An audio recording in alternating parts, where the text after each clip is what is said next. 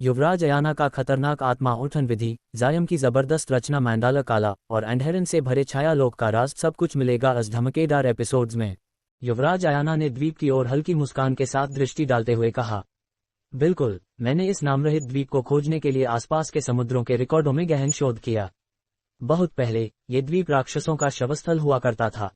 जब मानव जाति ने सेटेड स्टार सीज में अपने अस्तित्व की नींव नहीं रखी थी, तब निचले स्तर के राक्षस अपने जीवन काल के अंतिम क्षणों में इस द्वीप की ओर स्वयं ही जाते थे ताकि यहां मृत्यु को प्राप्त हों।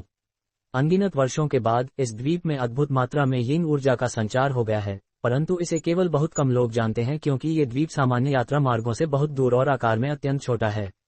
इतना कहते ही युवराज अयाना बिना किसी और झिझक के नीचे की ओर उतरी और जायान उसके पीछे शांतिपूर्वक अनुसरण करने लगे।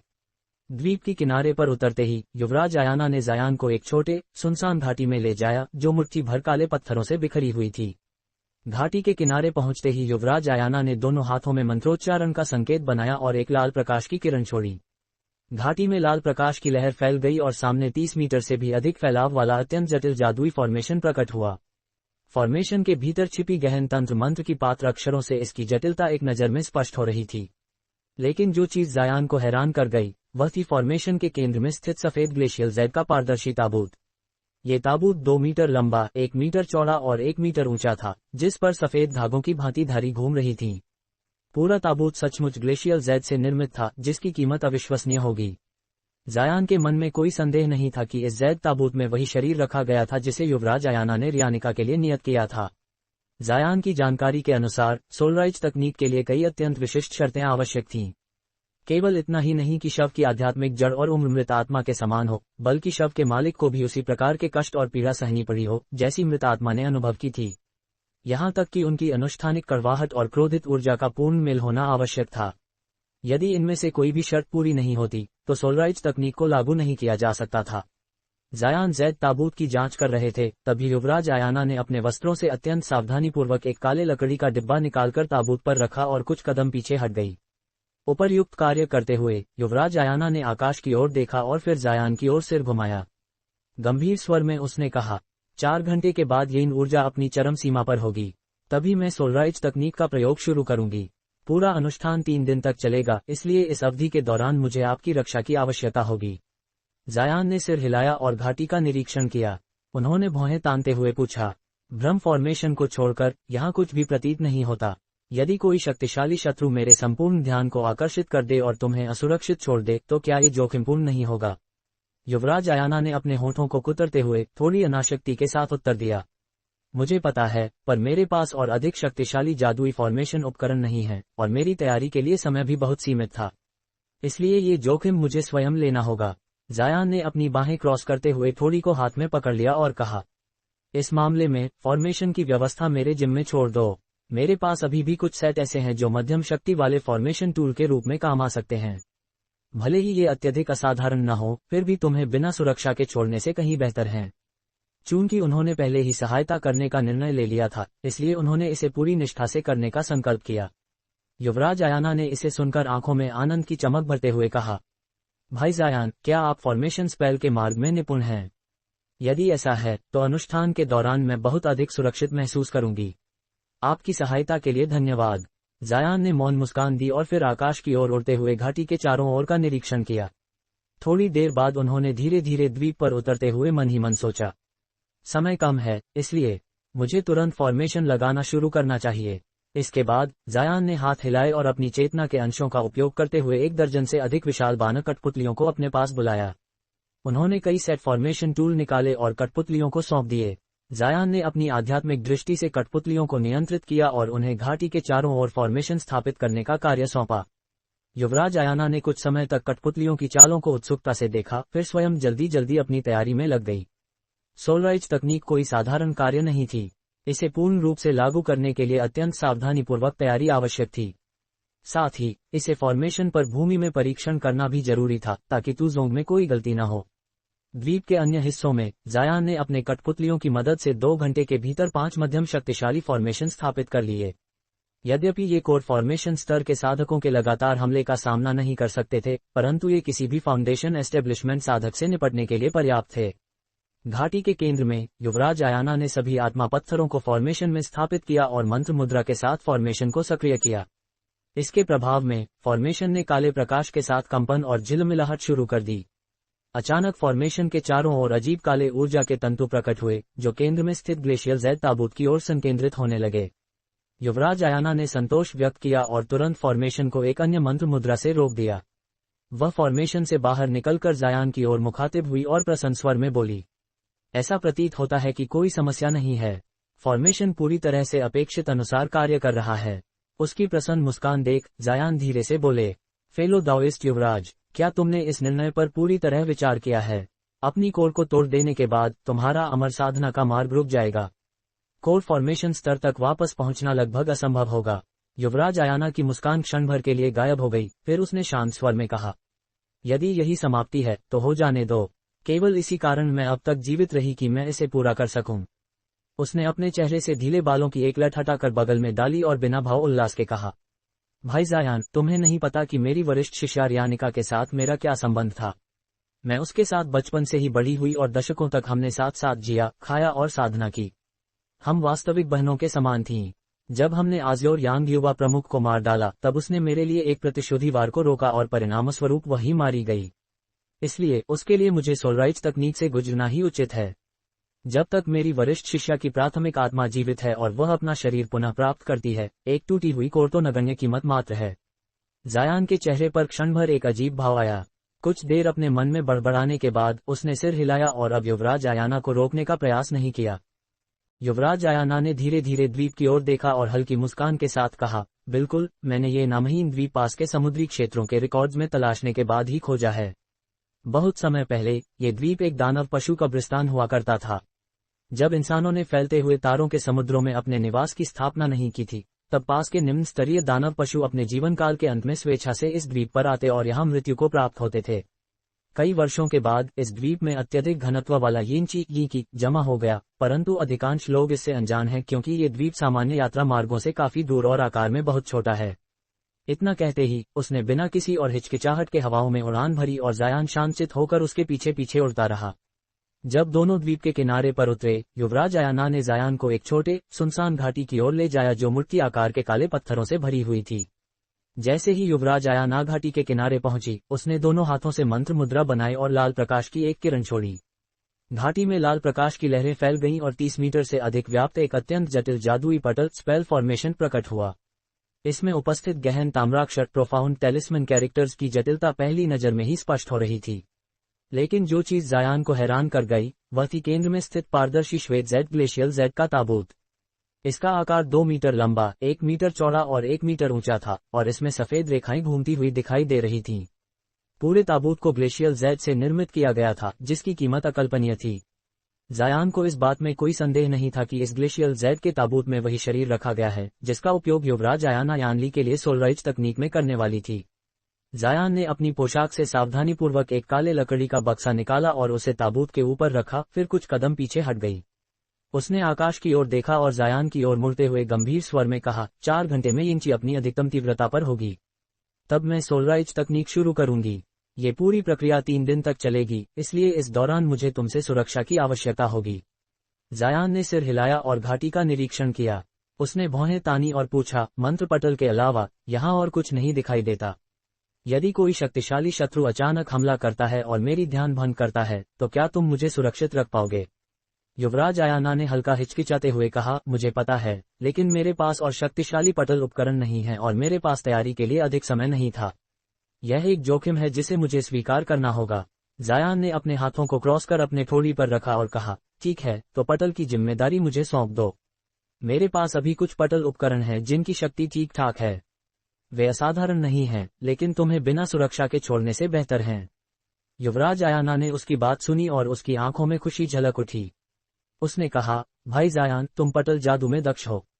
यदि हाँ, तो मैं इस अनुष्ठान के दौरान अधिक निश्चिंत रह सकती हूँ। तुम्हारा धन्यवाद। जायान ने चुपचाप मुस्कुराया और तुरंत आकाश में उड़ान भरते हुए घाटी के आसपास का निरीक्षण किया। थोड़ी देर बाद वह धीरे धीरे द्वीप पर वापस उतरा और अपने विचारों में डूब गया। समय कम है, मुझे पटल तुरंत स्थापित करना चाहिए। फिर उसने अपने हाथों से चेतना की परतें उत्पन्न की और 1 दर्जन से अधिक विशाल वानर कठपुतलियों को अपने पास बुलाया। उसने कई पटल उपकरण निकाले और कठपुतलियों को सौंप दिए। जायान ने अपनी आध्यात्मिक दृष्टि से कठपुतलियों को नियंत्रित किया और घाटी के चारों ओर पटल स्थापित करने का कार्य प्रारंभ कर दिया। युवराज आयाना ने कुछ समय तक कठपुतलियों की गतिविधियों को जिज्ञासु दृष्टि से देखा, फिर अपनी तैयारी में व्यस्त हो गई। सोलराइज तकनीक कोई मामूली काम नहीं था। इसे पूरी तरह से लागू करने के लिए अत्यंत सावधानी और भूमि पर परीक्षण की आवश्यकता होती थी ताकि प्रक्रिया के बीच कोई गलती न हो। द्वीप के अन्य हिस्सों में जायान ने 2 घंटे में अपने वानर कठपुतलियों की मदद से 5 मध्यम शक्ति वाले पटल स्थापित किए। हालांकि वे लगातार हमले का सामना नहीं कर सकते थे, फिर भी किसी आधार स्थापना स्तरीय साधक से बचाव के लिए पर्याप्त थे। घाटी के केंद्र में युवराज आयाना ने सभी आत्मा पत्थरों को पटल में स्थापित किया और मंत्र मुहर के साथ इसे सक्रिय किया। पटल काली रोशनी के साथ झिलमिलाने लगा और काले चीक ब्लैक चीक की अजीब धाराएं ताबूत की ओर केंद्रित होने लगीं। युवराज आयाना संतुष्ट हुई और जल्दी से एक और मंत्र मुहर से पटल को स्थिर किया। उसकी खुशी देखते ही जायान ने धीरे से कहा, साथी साधक युवराज, क्या तुमने इस पर विचार किया है? अपनी कोर को तोड़ने के बाद तुम्हारा अमर साधना मार्ग रुक जाएगा। कोर फॉर्मेशन स्तर पर वापस लौटना लगभग असंभव होगा। युवराज आयाना की मुस्कान गायब हो गई और कुछ क्षण की चुप्पी के बाद उसने शांत स्वर में कहा, यदि यह समाप्त हो जाए तो हो जाने दो। मैंने अब तक जिंदा रहकर सिर्फ यही कार्य करने का अवसर पाया। उसने अपने चेहरे से बालों की एक लट हटाई और भावहीन स्वर में कहा, भाई जायान, तुम नहीं जानते कि मेरी वरिष्ठ बहन यानली के साथ मेरा क्या संबंध था। मैं उसके साथ बचपन से बड़ी हुई हूँ। दशकों तक हमने साथ में जीवन बिताया, एक साथ खाया, एक साथ साधना की। हम वास्तविक बहनों की तरह थीं। जब हमने आज़्योर यांग युवा मास्टर को मारा, उसने मेरी ओर लक्षित प्रतिशोधी प्रहार को रोकते हुए अपने प्राण खो दिए। इसलिए उसके लिए सोलराइज तकनीक अपनाना मेरा कर्तव्य है। यदि वरिष्ठ बहन की प्राइमल आत्मा जीवित रह जाए और वह अपने शरीर को पुनः प्राप्त करे, तो एक टूटी हुई कोर का मूल्य तुच्छ है। जायान ने थोड़ी देर के लिए हैरानी और गंभीरता से उसके चेहरे को देखा। कुछ समय के लिए उसने अपने आप से बुदबुदाया, फिर सिर हिलाया और उसे रोकने की कोशिश करना छोड़ दिया। कुछ ही क्षण बाद एक हरी प्रकाश की किरण उनके पास आए और उसके भीतर एक युवक प्रकट हुआ, जो अपनी बाहों में बांसुरी थामे हवा में उड़ रहा था। उसका रूप अत्यंत आकर्षक था। सफेद उड़ती हुई वेशभूषा में वह आत्मविश्वास और सहजता से भरा प्रतीत हो रहा था। सफेद वस्त्रधारी युवक समूह के सामने उड़ता हुआ आया और उच्च आत्मा और उत्साह के साथ महिला से बोला, मैंने कभी नहीं सोचा था कि मिस मी पहले ही यहाँ पहुंच चुकी होंगी। महिला के चेहरे पर हल्की सी असहायता झलक आए और उसने अनिच्छा से उत्तर दिया, साथी साधक फू, आप भी आ गए। वह उसे देखकर विशेष प्रसन्न नहीं प्रतीत हो रही थी। महिला के वृद्ध भाई ने खुरदुरे और ठंडे स्वर में कहा, तुम यहाँ क्यों हो? मेरी छोटी बहन पहले ही कह चुकी है कि वह तुम्हारी साथी साधक बनने को इच्छुक नहीं है। फिर भी तुम उसके पीछे क्यों पड़े हो? क्या तुम्हें लगता है कि मैं तुम्हें भगा नहीं पाऊंगा सिर्फ इसलिए कि तुम्हारा गुरु एक कोर फॉर्मेशन साधक है? सफेद वस्त्रधारी युवक ने दृढ़ स्वर में उत्तर दिया, फिर भी मैं तुम्हारी छोटी बहन के प्रति पूरी तरह मोहित हूँ। जब तक वह अविवाहित है, मैं हमेशा उसका पीछा करूंगा। साथी साधक मी ने मेरी पूरी निष्ठा प्राप्त कर ली है। वह युवती को देखते हुए थोड़ी देर के लिए मदमस्त हो गया। महिला ने ये सुनते ही अपने गालों पर शर्म और लालिमा महसूस की और पीछे मुड़कर उसे अनदेखा कर दिया। उसके भाई ने कठोर भाव व्यक्त किया और उसके अद्भुत मृतप्राय प्रेतवत स्वरूप ने उसे और भी भयावह बना दिया। फिर भी सफेद वस्त्रधारी युवक किसी और की ओर ध्यान दिए बिना महिला पर लगातार दृष्टि बनाए रखा। वृद्ध जाओ ने अपनी आंखें घुमाई और द्वीप की चर्चा करके तनाव को कम करने का निर्णय लिया। उन्होंने खांसी की आवाज निकालते हुए कहा, भावनाओं को अपने विवेक पर हावी न होने दें। थोड़े ही समय में और कई साथी साधक यहाँ आ सकते हैं। यदि कोई खजाना वास्तव में प्रकट होता है तो हमें तुरंत कार्रवाई करनी चाहिए, अन्यथा कोई कोर फॉर्मेशन वरिष्ठ आ सकते हैं और हम असहाय रह जाएंगे। तीनों इस बात को सुनकर थोड़े आश्चर्यचकित हो गए। सफेद वस्त्रधारी युवक ने कैजुअली ऊपर देखा और उसका चेहरा अचानक बदल गया। ये आकाशीय संकेत बदलने लगे हैं।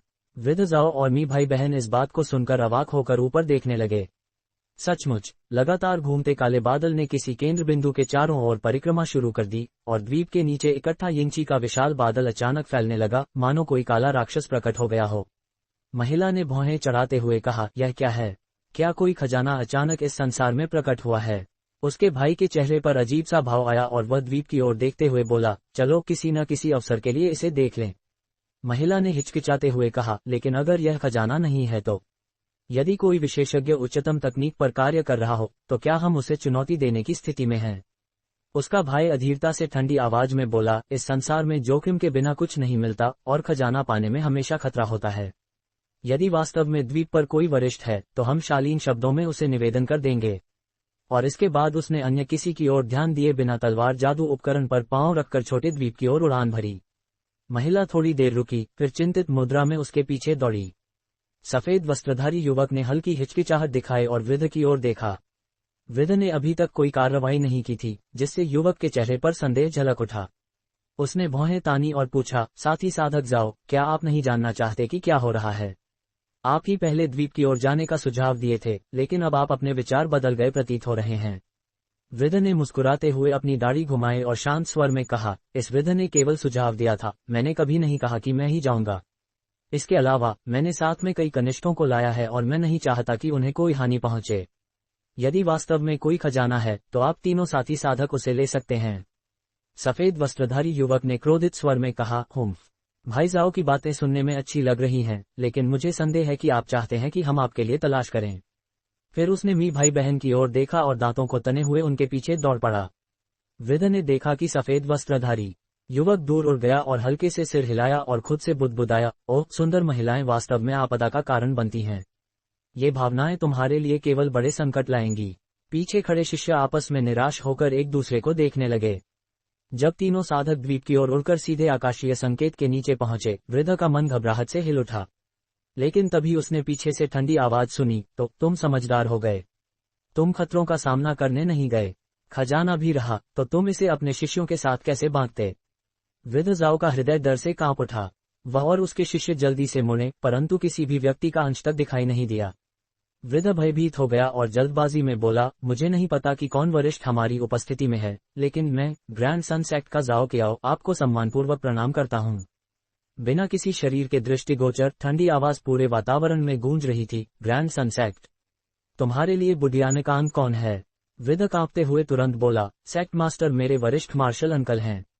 क्या वरिष्ठ उन्हें पहचानते हैं? कुछ क्षण के विराम के बाद आवाज ने गर्म स्वर में कहा, हे मैंने उनसे एक बार मुलाकात की है। मूल रूप से मेरा इरादा तुम्हें मारने का था ताकि इस क्षेत्र में झमेलों वाली मौजूदगी कम हो जाए, लेकिन चूंकि तुम मेरे परिचित के संप्रदाय के शिष्य हो, इसलिए मैं तुम्हें छोड़ दूंगा। हालांकि यदि तुम कनिष्ठ मूर्ख हो और हिम्मत कर आगे बढ़ो तो कठोर होने का दोष मुझ पर मत लगाना। निश्चित रूप से हम वरिष्ठ को बिल्कुल भी असुविधा नहीं पहुंचाएंगे। ये सुनकर वृद्ध जाओ का चेहरा पीला पड़ गया, लेकिन उसने आंतरिक रूप से राहत महसूस की और अपने वरिष्ठों की मित्रवत संबंध बनाए रखने की प्रशंसा की। उसी क्षण सफेद वस्त्रधारी युवक मी भाई बहन तक पहुंच गया और वे पास की घाटी की ओर बढ़ रहे थे, लेकिन जब वे प्रवेश करने ही वाले थे तो उनके चारों ओर भूमि हिलने लगी और अचानक उन्होंने खुद को प्रकाश की एक अवरोधक सीमा में घिरा हुआ पाया। तीनों ने एक साथ युवक की शांत आवाज सुनी, वापस लौटो। यदि तुम आगे बढ़े तो मुझे हस्तक्षेप करना पड़ेगा। तीनों फाउंडेशन एस्टेब्लिशमेंट स्तर के साधकों ने हैरानी भरी नजरों से एक दूसरे को देखा। मिस्टर मी शांत नहीं रह सके और जोर से पूछे, क्या मैं जान सकता हूं कि यह साथी साधक कौन है और उसे इस द्वीप पर क्या लाया? मैं 10 तक गिनती करूंगा। यदि तुम छोड़ने के इच्छुक नहीं हो तो तुम्हारा शरीर हमेशा के लिए यहीं रह जाएगा। 10, 9, 8। जयान ने उनके प्रश्न को नजरअंदाज किया और ठंडी आवाज में सीधे गिनती शुरू कर दी। तीनों के चेहरे पर संदेह झलक उठा। उनके स्वर से यह स्पष्ट नहीं हो रहा था कि वह केवल धमकी दे रहा है या वास्तव में कोर फॉर्मेशन स्तर का साधक है। इसी समय जब तीनों झिझक रहे थे, जयान ने 5 तक गिन लिया और प्रकाश की उस सीमा के भीतर 10 से अधिक विशाल बानक कठपुतलियां अचानक प्रकट हो गईं। ये अर्धवृत्त में व्यवस्थित होकर तीनों साधकों की ओर बढ़ीं। ठीक नहीं, जल्दी हटो, वे उच्च स्तरीय कठपुतलियां हैं, हम उनका मुकाबला नहीं कर सकते। महिला ने कठपुतलियों की भयंकरता पहचान ली और उसका चेहरा तुरंत पीला पड़ गया। उसने तुरंत अपने भाई का हाथ पकड़ा और बिना कोई और व्याख्या किए उड़ गई। सफेद वस्त्रधारी युवक ने भी कठपुतलियों की भयंकरता देखी और उसकी सांस ठंडी पड़ गई, फिर जल्दी से उनका पीछा किया। तीनों के पलायन के बाद जयान ने गिनती रोक दी और विशाल बानक कठपुतलियां केवल 100 मीटर तक पीछा करने के बाद वापस प्रकाश की सीमा में लौट गईं और कहीं गायब हो गईं। जयान अभी भी घाटी के प्रवेश द्वार पर क्रॉस लेग में बैठा रहा और धीरे धीरे अपनी आंखें खोलीं, पर उसका चेहरा पूरी तरह गंभीर प्रतीत हो रहा था। द्वीप के आसपास कुछ निम्न स्तर के साधकों के अलावा उसने कोर फॉर्मेशन साधक की भी उपस्थिति महसूस की। भले ही उस साधक की गति अद्भुत थी, वह जयान की आध्यात्मिक दृष्टि के नीचे पूरी तरह नग्न था। उसने सोचा कि तीनों को डराकर हटाने से वे अपने साथी फाउंडेशन एस्टेब्लिशमेंट साधकों को भी चेतावनी देंगे कि वे भी भाग जाएं। उसे उस स्तर के साधकों से कोई डर नहीं था, लेकिन वह अनावश्यक नरसंहार से बचना चाहता था। हालांकि ये तो केवल शुरुआत थी। उसने अनुमान लगाया कि यदि कोई वास्तविक समस्या आएगी तो वह संभावना सबसे अधिक अंतिम दिन होगी जब युवराज आयाना की सोलराइज तकनीक का अनुष्ठान संपन्न हो रहा होगा। इतने समय रहते आसपास के उच्च स्तर के साधकों को पहले ही सूचना मिल जानी चाहिए थी। जयान ने अनुमान लगाया कि अंतिम दिन पर अधिकतम 4 कोर फॉर्मेशन साधक ही उपस्थित होंगे। किसी नासेंट सोल स्तर के साधक का यहां होना लगभग असंभव था, आखिर यह बाहरी समुद्र नहीं था। इतने विशाल महासागर में आमतौर पर अधिकतम कुछ ही कोर फॉर्मेशन साधक पाए जाते हैं और अपने वर्तमान स्तर पर जयान को उनसे डरने की कोई आवश्यकता नहीं थी। हालांकि वह किसी ध्यानाकर्षण को आकर्षित नहीं करना चाहता था। यदि वे साधक पीछे हटने को तैयार नहीं थे तो उसे कठोरता से कार्य करना पड़ेगा। ये निष्कर्ष लेकर जयान का चेहरा भावहीन हो गया और उसने फिर से अपनी आंखें बंद कर लीं। तीनों फाउंडेशन एस्टेब्लिशमेंट साधक वापस अपने प्रस्थान स्थान पर लौट चुके थे, जिससे वृद्ध जाओ काफी हैरान था। उसने प्रश्नवाचक स्वर में पूछा, क्या हुआ? तुम तीनों साथी साधकों ने पहले ही द्वीप का अन्वेषण कर लिया? महिला की आंखों में भय झलक आया और उसने सिर हिलाया। हम बहुत देर से पहुंचे। पहले से ही एक अन्य साधक ने आकाशीय संकेत के पास प्रतिबंध लगा दिए थे। साधक ने कुछ उच्च स्तरीय कठपुतलियां नियंत्रित की और दबंग स्वर में बोले, मुझे लगता है कि वह कोर फॉर्मेशन साधक था। वृद्ध ने कुछ क्षण रुके और कहा, कोर फॉर्मेशन साधक? लगता है कि इस आकाशीय संकेत में दिखने से अधिक रहस्य है। ये स्वाभाविक रूप से नहीं बना। क्या ये संभव है कि कोई खजाना वास्तव में प्रकट हुआ हो? सफेद वस्त्रधारी युवक ने अपनी बांसुरी को सहलाते हुए कहा, कौन जानता है, लेकिन ये कहा जा सकता है कि हम पहले द्वीप पर पहुंचे। मुझे लगता है कि कोर फॉर्मेशन साधक पहले ही द्वीप पर था और उसने पहले से ही जादुई संरचना स्थापित कर दी थी। वहां कोई रहस्य प्रतीत होता है। वृद्ध जाओ ने खुद से बुदबुदाया और पूछा, उस कोर फॉर्मेशन साधक का रूप कैसा था? शायद उसकी उपस्थिति से हम उसकी पहचान कर सकें। मी भाई बहन और सफेद वस्त्रधारी युवक एक दूसरे को निराशा से देखने लगे। वृद्ध ने भौहें तानी और संदेह प्रकट किया, क्या तुमने उसकी उपस्थिति देखी नहीं? सफेद वस्त्रधारी युवक ने वृद्ध के चेहरे को देखकर पिछली घटना याद की और उसका चेहरा गंभीर हो गया।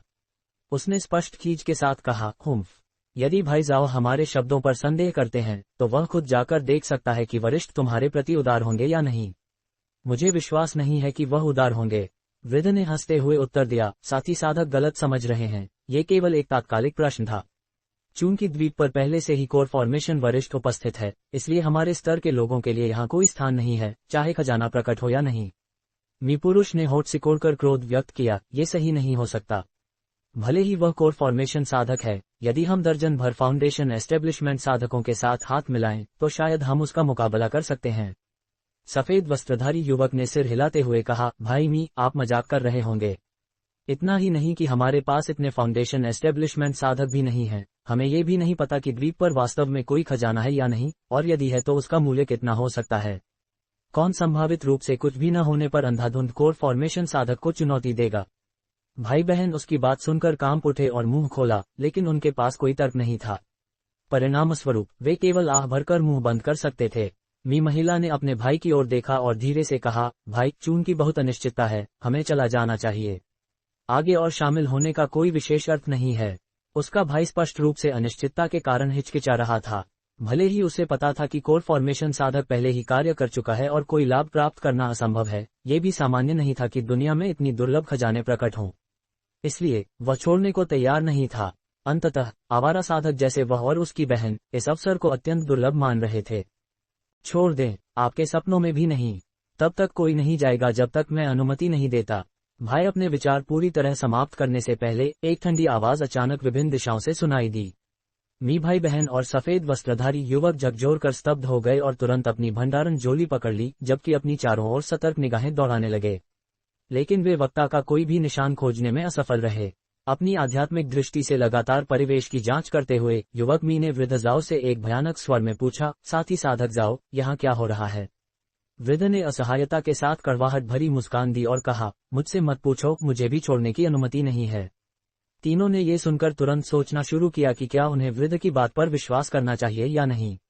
लेकिन उनके विचार तभी बाधित हुए जब 30 मीटर दूर एक पीली चमक फटकर सामने आई और एक सफेद आकृति प्रकट हुई। उस आकृति के चारों ओर सफेद ऊर्जा लिपटी हुई थी और वह मृग तृष्णा की तरह धुंधली दिखाई दे रही थी। तीनों ने इसे देखकर तुरंत भय महसूस किया और सहज रूप से अपनी जादुई वस्तुएं सामने रख दी, जबकि वे सतर्कता से उस आकृति को देख रहे थे। सफेद आकृति ने ठंडी और चिड़ी हुई आवाज में कहा, हुम्फ, क्या ये संभव है कि आप कनिष्ठ मुझे आक्रमण करने की इच्छा रखते हैं? हालांकि मी महिला उस सफेद आकृति का वास्तविक स्वरूप नहीं देख सकती थी, लेकिन उसकी आध्यात्मिक ऊर्जा के उतार चढ़ाव से उसने पहचाना कि वह कोर फॉर्मेशन स्तर का साधक है। उसका चेहरा पीला पड़ गया और उसने शालीनता से समझाया, हम हिम्मत नहीं करते। बस इतना है कि हमें यह नहीं पता कि हमने वरिष्ठ को कैसे नाराज किया और क्यों वह हमें छोड़ने की अनुमति नहीं देते। मुझे नाराज करना नहीं, मैं केवल यह नहीं चाहता कि इस घटना की कोई जानकारी बाहर फैले। और जब तक मैं ये तय नहीं कर लेता कि द्वीप पर कोई खजाना प्रकट हुआ है या नहीं, तब तक कोई भी कदम नहीं बढ़ाएगा। अन्यथा मैं तुम्हें तुरंत समाप्त कर दूंगा। सफेद आकृति ने अत्यधिक घमंड के साथ कहा। तीनों ने ये सुनकर स्तब्धता व्यक्त की। सफेद वस्त्रधारी युवक ने गहरी सांस ली और धीरे से पूछा, यदि ऐसा है तो वरिष्ठ स्वयं जाकर देख सकते हैं। सफेद आकृति ने ठुकराते हुए कहा, शांत हो जाओ, मैं अभी निकलूंगा, लेकिन उससे पहले मुझे विस्तार से बताओ कि तुमने द्वीप पर क्या देखा। तीनों ने आपस में नजरें मिलाईं। महिला ने भौहें तनाई और शांत स्वर में कहा, असल में हमारे पास ज्यादा कहने के लिए कुछ नहीं है। हम कई कठपुतलियों के हमले के बाद भाग गए। उस समय महिला ने फिर द्वीप पर हुई घटनाओं का विस्तार से वर्णन किया। कुछ पल की चुप्पी के बाद सफेद आकृति ने हंसते हुए कहा, इतनी उच्च स्तर की कठपुतलियां नियंत्रित करना किसी फाउंडेशन एस्टेब्लिशमेंट साधक के बस की बात नहीं है। लगता है तुम तीनों थोड़े चालाक हो। यदि तुम देर कर देते तो निश्चित रूप से मर जाते। कुछ ही समय बाद सफेद आकृति धुंधली हो गई और छोटे द्वीप की ओर बढ़ी। बाकी लोग अपनी संभावित भागने की संभावना से उत्साहित हुए, लेकिन उन्होंने दूर से आकृति की आवाज सुनी, मैंने तुम्हें एक बार पहले ही कहा है, यदि तुम मेरी वापसी से पहले भागने की हिम्मत करोगे तो दोष मुझ पर मत लगाना। यदि मैं तुम्हें मारने निकल पड़ा, मैं क्षमाशील नहीं हूँ। जैसे जैसे वह दूर गया, उसकी आवाज धीरे धीरे कम होती गई। सफेद प्रकाश अब इतना दूर था कि वे पहले तो छिपकर निकलने की योजना बना रहे थे, लेकिन परिणामों पर विचार करने के बाद किसी ने भी हिम्मत नहीं की कि वह कोर फॉर्मेशन साधक को उकसाए। लगभग उसी समय ज़यान ने अपनी आंखें खोली और उसका चेहरा गंभीर हो गया। ज़यान ने खुद से कड़वाहट भरे स्वर में कहा, मैंने सोचा था कि वह कल आएगा। मुझे उम्मीद नहीं थी कि वह इतनी अधीर प्रकृति का होगा। ज़यान का चेहरा फिर से हल्का हिल गया और उसने किसी अन्य दिशा की ओर विचारपूर्ण दृष्टि डाली। उसने आकाश की ओर देखा और आह भरी, और एक और है। लगता है मुझे उन्हें एक एक करके संभालना पड़ेगा। कोर फॉर्मेशन साधकों को केवल डराना संभव नहीं है। इतना कहकर ज़यान ने अपनी कमर पर लटकते स्पिरिट बीस्ट पाउच को थपथपाया और काले प्रदूषित सुनहरी भक्षक भरिंगों की एक बड़ी धुंध छोड़ दी। वे उसके सिर के चारों ओर एक बार घूमे और फिर एक विशाल त्रिवर्ण भाला में संघनित हो गए।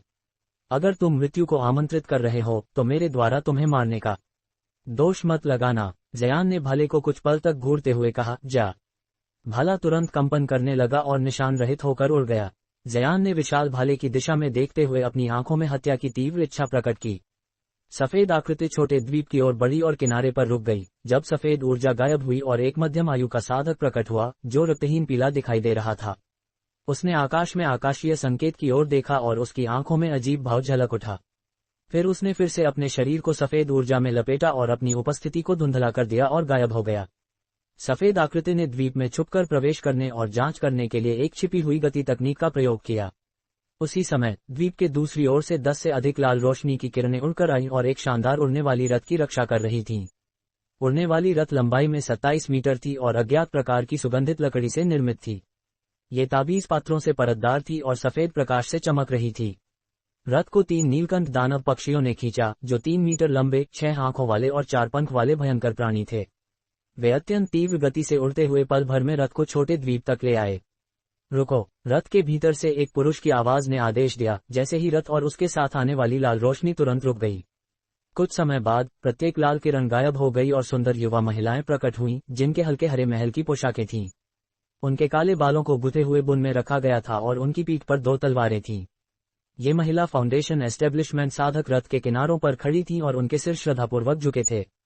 रथ से एक आश्चर्यचकित स्वर आया, कैसे अजीब! यहाँ कोई आकाशीय, ईश्वरीय विधि का प्रयोग कर रहा है। जमा हुई इन ऊर्जा से लगता है कि यह सोलराइज तकनीक है, सिनफॉर्म तकनीक नहीं। एक युवा महिला की आवाज ने जल्दी कहा, इतनी आश्चर्यजनक आकाशीय चेतावनी के साथ, क्यों नहीं ये किसी अद्भुत खजाने की प्रकृति हो सकती है। उसका स्वर ठंडा था, लेकिन उसमें छिपी मीठी आकर्षकता स्पष्ट थी। पहली आवाज ने हंसते हुए आत्मविश्वास से कहा, क्या तुम सोचती हो कि मैं एक विधिविरुद्ध तकनीक और खजाने की प्रकृति में अंतर नहीं कर सकता? कुछ समय की चुप्पी के बाद महिला ने ठंडी ठस्सी लेकर कहा, बस वही तुम कहते हो, शायद ये वास्तव में खजाने की प्रकृति का संकेत है। किसी भी मामले में मैं दोनों में अंतर नहीं बता सकती। खैर, किसी भी हालत में मैं इन दोनों के बीच कोई अंतर पहचान नहीं सकता, उस व्यक्ति ने शांति से कहा। फिर उसने हल्की मुस्कान के साथ आगे जोड़ा, अगर तुम सच जानना चाहती हो कि यह सच है या नहीं, तो क्यों न हम स्वयं जाकर देख लें। चाहे वह सनफॉर्म टेक्निक हो या सोलराइज टेक्निक, दोनों को करने के लिए को-फॉर्मेशन स्तर की साधना अनिवार्य होती है। इसके अलावा ऐसी तकनीक का प्रयोग करने के बाद साधक की साधना को भारी क्षति पहुंचती है। कई बार तो पूरी एक साधना स्तर की गिरावट भी सामान्य बात मानी जाती है। मुझे सच में जिज्ञासा है कि आखिर कौन सा साधक इस समय यह विधि कर रहा है। अगर उसकी साधना पर्याप्त गहरी हुई तो उसे अपने साथ ले लिया जाएगा। आखिरकार हमारे डिवाइन डव हॉल में इस समय कुछ प्रवर्तकों एनफोर्सर्स की कमी है। उसकी आवाज में स्त्री के प्रति असाधारण उदारता और अपनापन साफ झलक रहा था। युवती ने कुछ पल तक सोचा, फिर धीरे से सिर हिलाया। ठीक है, ये 20 चैरियट लगभग 1 महीने से उड़ रहा है, और सच कहूं तो मैं भी कुछ ऊब सी गई हूं। चलो द्वीप पर ही कुछ समय बिताते हैं। एक क्षण ठहरो, उस व्यक्ति ने कहा। मैं सुरक्षात्मक बाधा प्रोटेक्टिव बैरियर को हटा देता हूं। उसके शब्द समाप्त होते ही रथ से सफेद प्रकाश फूट पड़ा। धीरे धीरे वह चमक मध्यम हुई और भीतर बैठे पुरुष और स्त्री स्पष्ट रूप से दिखाई देने लगे। भान के रंग के वस्त्रों में लिपटा वह युवक देखने में करीब 27-28 वर्ष का लग रहा था। उसका सिर गर्व से ऊंचा था और पूरे व्यक्तित्व में सौम्यता व गरिमा झलक रही थी। किसी अज्ञात साधना कला के प्रभाव से उसके मस्तक पर हल्की स्वर्णिम आभा चमक रही थी। उसके पास बैठी युवती की आयु 17-18 वर्ष से अधिक नहीं लगती थी। उसने सफेद मलमल जैसे वस्त्र पहन रखे थे। उसकी त्वचा जैद पत्थर की तरह चिकनी और उसके लंबे काले बाल रेशमी साटन की तरह चमक रहे थे। परंतु उसका रंग असामान्य रूप से पीला था, जिससे वह किसी अलौकिक स्वप्निल अमर जैसी प्रतीत हो रही थी। वह युवती रथ के एक कोने से टिके हुए हल्की नाराजगी के साथ भौहें सिकोड़कर बैठी थी। लेकिन जैसे ही प्रकाश बाधा पूरी तरह समाप्त हुई, उसके भाव बदले और वह उठकर रथ से बाहर आ गई। युवक ने उसे स्नेहभरी दृष्टि से देखा और मंद मुस्कान के साथ उसके पीछे पीछे बाहर आ गया। युवती ने द्वीप की दिशा में देखा और लापरवाही से कहा, वीर प्रताप, तुम्हें क्या लगता है यहाँ गोस्ट मिस्ट प्रकट होने की संभावना कितनी है? जहां तक मैं जानती हूँ, गोस्ट मिस्ट जैसी प्राकृतिक आपदाओं का कोई निश्चित नियम नहीं होता। उसके विचित्र स्वभाव का आदि वीर प्रताप दोनों हाथ पीछे बांधकर मुस्कुराया और बोला, गोस्ट मिस्ट के लिए कोई स्पष्ट पैटर्न तो नहीं है, लेकिन मैंने पिछले कुछ 100 वर्षों में हुई गोस्ट मिस्ट घटनाओं का गहराई से अध्ययन किया है। उसकी आंखों में गंभीर चमक आ गई, और मैंने एक रोचक तथ्य पाया है। अधिकतर गोस्ट मिस्ट पास में ज्वालामुखी विस्फोट के तुरंत बाद प्रकट होती हैं। भले ही यह हर बार सच न हो, लेकिन कम से कम 1/3 मामलों में यह समानता अवश्य पाई गई है। और संयोग से इन समुद्री क्षेत्रों के पास हाल ही में 2 ज्वालामुखी विस्फोट हो चुके हैं। इसलिए मेरा अनुमान है कि यहाँ गोस्ट मिस्ट के प्रकट होने की संभावना काफी अधिक है। युवती ने ये सुनकर उसे ध्यान से देखा। उसकी आंखों में अजीब सा भाव उभर आया। कुछ देर चुप रहने के बाद उसने धीरे से पूछा, क्या तुम इतनी दूर मेरे साथ केवल गोस्ट मिस्ट देखने के लिए आए हो? सामान्य साधकों के लिए गोस्ट मिस्ट का सामना करना मतलब निश्चित मृत्यु। तो फिर तुम स्वयं इस आपदा की खोज क्यों कर रहे हो? वीर प्रताप ने उदासीनता से आस्तीन झटकते हुए कहा, क्यों नहीं, फिलहाल मेरे पास कोई और कार्य नहीं है, और अगर मेरी परिकल्पना सच साबित होती है तो उसे स्वयं देखना क्या गलत है।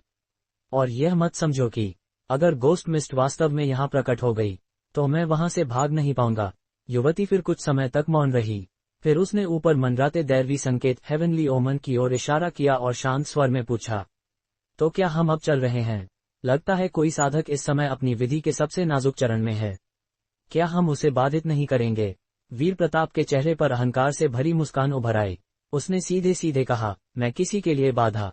मैं, वीर प्रताप, उसको फॉर्मेशन साधक से केवल बात करना चाहता हूँ, और अगर उसने मुझसे बदतमीजी की तो मैं उसे वहीं समाप्त कर दूंगा।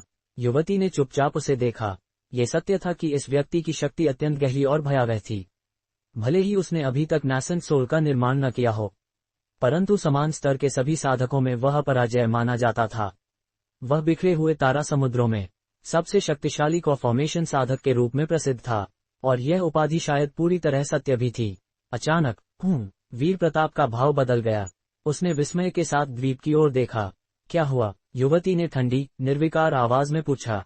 वीर प्रताप का चेहरा गंभीर हो गया। दिलचस्प, इस द्वीप पर कुल 3 फॉर्मेशन साधक मौजूद हैं। उनमें से 2 की साधना कमजोर है और वे शुरुआती स्तर पर हैं।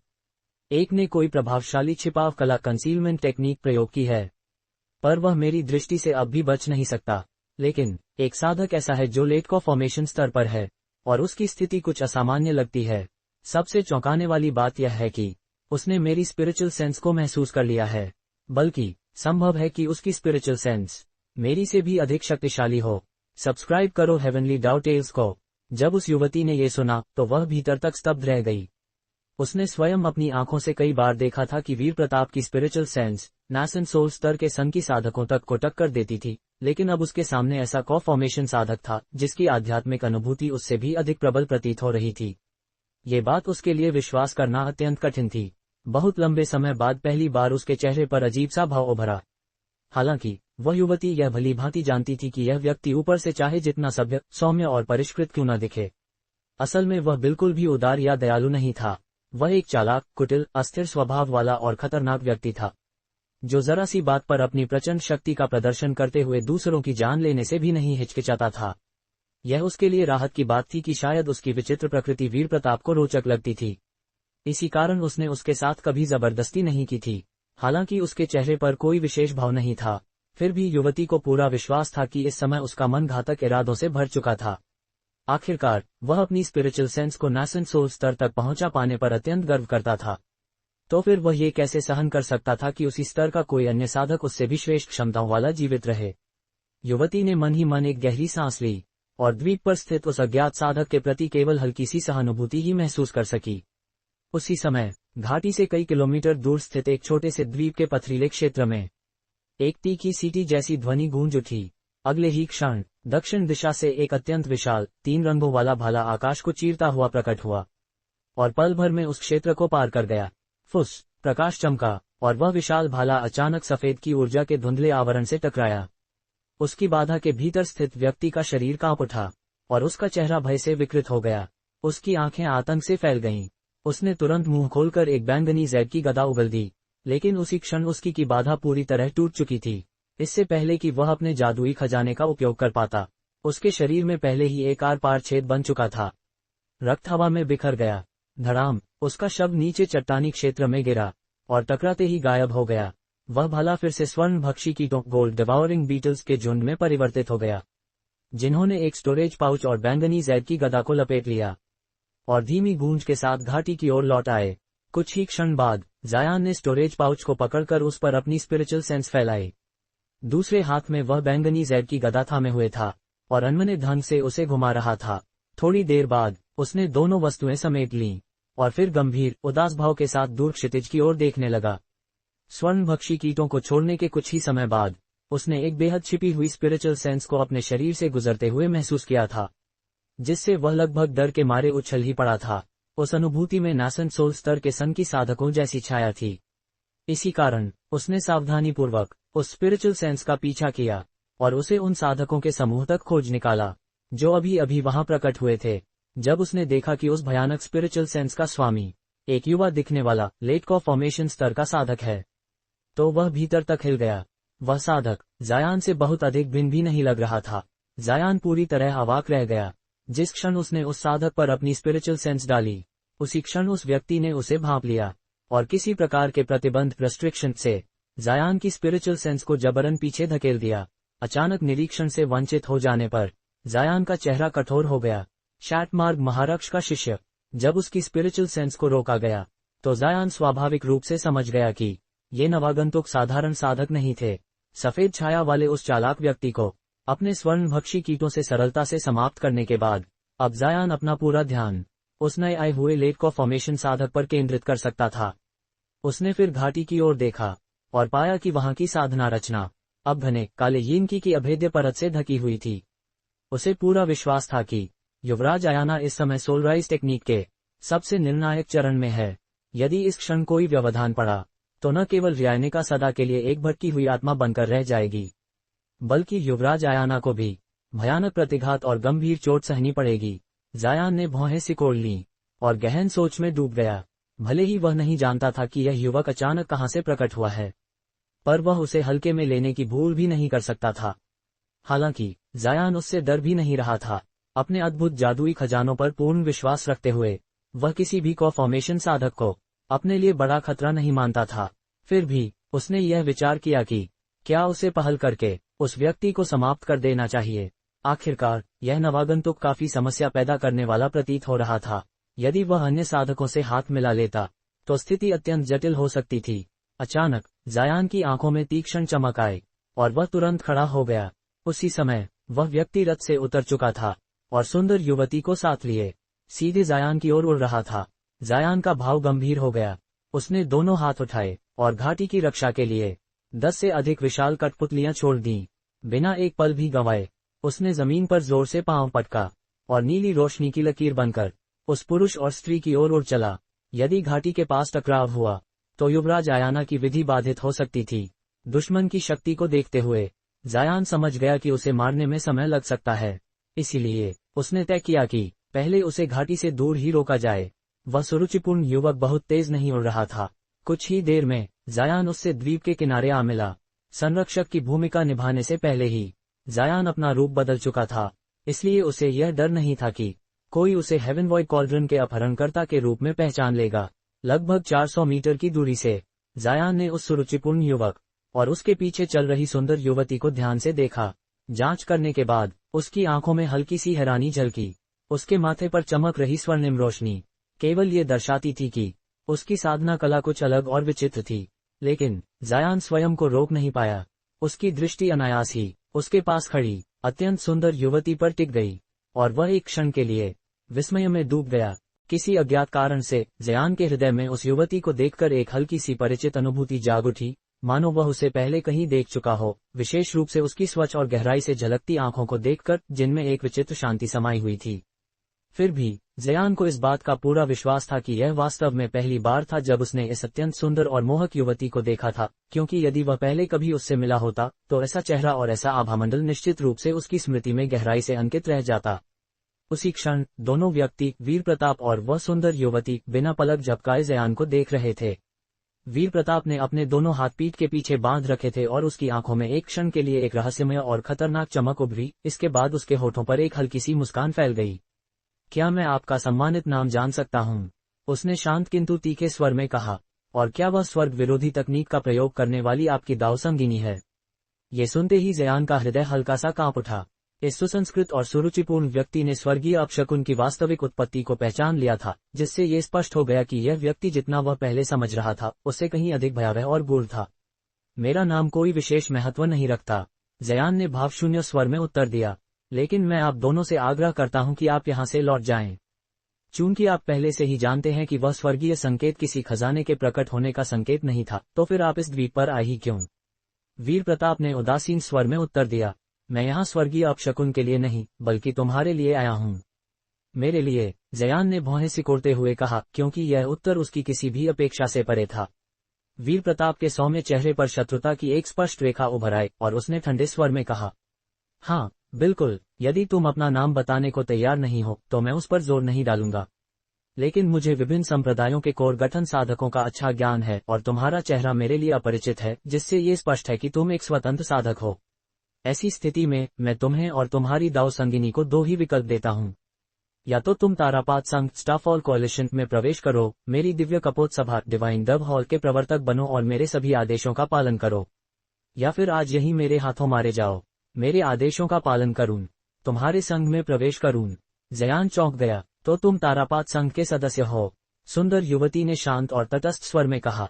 युवक वीर प्रताप षटमार्ग महाराक्षस शैटमार्ग महारक्ष के प्रतिभाशाली शिष्य हैं।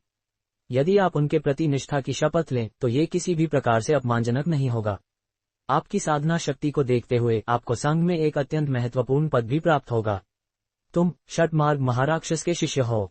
जायान के चेहरे पर हल्का सा परिवर्तन आया। उसे आभास था कि यह व्यक्ति साधारण नहीं होगा, किंतु उसकी पहचान इतनी भयावह होगी, इसकी उसने कल्पना भी नहीं की थी। वीर प्रताप ने जायान के चेहरे पर उभरे आश्चर्य को देखकर भीतर ही भीतर गर्व का अनुभव किया, हालांकि उसने अपनी अभिव्यक्ति को लगभग अपरिवर्तित रखा। उसे अपने परिचय से उत्पन्न भय और विस्मय को देखना अच्छा लग रहा था, क्योंकि उसके लिए पहचान स्वयं एक हथियार थी। किंतु अगले ही क्षण जायान के चेहरे पर उपहासपूर्ण मुस्कान उभर आई। व्यंग्यपूर्ण स्वर में जायान ने कहा, तो बात यहाँ तक थी, तारापात संघ का एक युवा स्वामी। मेरी असभ्यता के लिए क्षमा चाहता हूँ, लेकिन मुझे न तो आपके संघ में प्रवेश करने की कोई इच्छा है और न ही यहाँ मरने का कोई इरादा। बल्कि मेरे पास एक अलग प्रस्ताव है। क्यों न मैं आज युवा स्वामी वीर प्रताप का ही अंत कर दूं। वीर प्रताप के व्यवहार से जायान स्पष्ट रूप से समझ चुका था कि यह व्यक्ति किसी भी प्रकार से दयालु नहीं था। उसकी आध्यात्मिक चेतना से उठती हत्या इच्छा और उसके भीतर छिपा संकल्प ये संकेत दे रहा था कि चाहे वह समर्पण करे या नहीं, अंततः उसे मारने का ही इरादा था। ऐसी स्थिति में जयान को उसे और अधिक सहने का कोई कारण नहीं दिखा। दूसरे साधक भले ही तारापात संघ से भयभीत हों, किंतु जयान के लिए उसका कोई विशेष महत्व नहीं था। आखिरकार स्वर्ग शून्य कड़ाहे हेवन वॉइड कॉल्ड्रन के स्वामी के रूप में वह पहले से ही आंतरिक समुद्री क्षेत्रों का भगोड़ा बन चुका था। अच्छा, बहुत अच्छा, वीर प्रताप ने क्रोधित मुस्कान के साथ कहा, और उसकी आंखों की ठंडक और भी तीव्र हो गई। जैसे ही उसने वाक्य पूरा किया, उसने अपने मुख से नीली रोशनी की एक किरण उगली, जो बाहर आते ही विस्फोटक चमक के साथ दृष्टि से ओझल हो गई। जयान का चेहरा गंभीर हो गया। उसने अनायास ही अपने हाथ में पकड़े जैड राजदंड को घुमाया, जिससे लाल और पीले प्रकाश की एक मजबूत सुरक्षा परत तुरंत उसके चारों ओर फैल गई। अगले ही क्षण वह नीली किरण सुरक्षा परत से टकराए और एक भारी धमाके के साथ जयान को लगभग 10 मीटर पीछे धकेल दिया। तभी जयान ने स्पष्ट रूप से देखा कि वह नीली रोशनी वास्तव में कुछ इंच लंबी एक विचित्र नुकीली शलाका थी, जिसके चारों ओर नीली विद्युत चटक रही थी और उस पर रहस्यमय तांत्रिक चिन्ह लिपटे हुए थे। बिना एक क्षण गंवाए जयान ने उंगलियां झटकते हुए नीले तलवार ऊर्जा की 10 धाराएं उस शलाका की ओर भेज दी। फिर बिना किसी संकोच के उसने अपनी भंडारण थैली पर हाथ मारा और पंचतत्व वलयों 5 एलिमेंट बैंड्स को बाहर निकाल लिया। इसी के साथ इंद्रधनुषी प्रकाश फैल गया और तीव्र गूंज के बीच उसने अपने दूसरे हाथ से 20 से अधिक उड़ती तलवारें वीर प्रताप की ओर फेंक दीं।